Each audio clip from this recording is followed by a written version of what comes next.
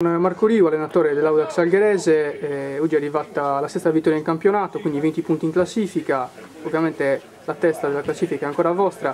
Oggi hanno deciso due prodezze di monte, io volevo sapere se l'avete preparata così la gara, cioè colpire nei momenti giusti e poi controllare senza rischiare se non qualcosettina nel finale, insomma.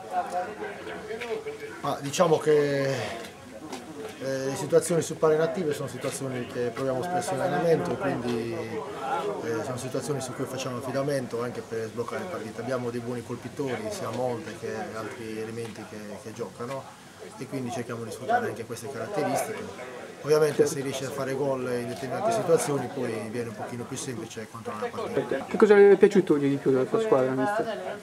Della mia squadra ultimamente mi sta piacendo lo spirito con cui sta affrontando le gare, sta dimostrando di meritare la posizione che andiamo, anche se gli obiettivi nostri non sono sicuri di vincere, di fare un buon campionato, arrivare il prima possibile alla salvezza e poi ovviamente cercare di stare il più a lungo possibile nelle zone alte per poi alla fine del campionato magari sfruttarci eventuali chance che si dovessero presentare.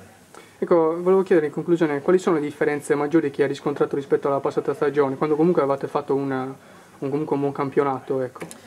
Ma guarda, è una cosa di cui ho parlato martedì proprio nello spogliatoio. Penso che è cambiata la motivazione, perché la squadra praticamente, la rosa più o meno è quella dell'anno scorso, a parte c'è Marco Manai, c'è Roberto Ciancilla, per il resto la squadra è identica all'anno scorso, quindi alla fine penso sia cambiata la motivazione, che è fondamentale nel gioco del calcio. Certo, va bene, allora grazie a Marco Rivo e in bocca al lupo per il proseguo del campionato. Grazie a voi.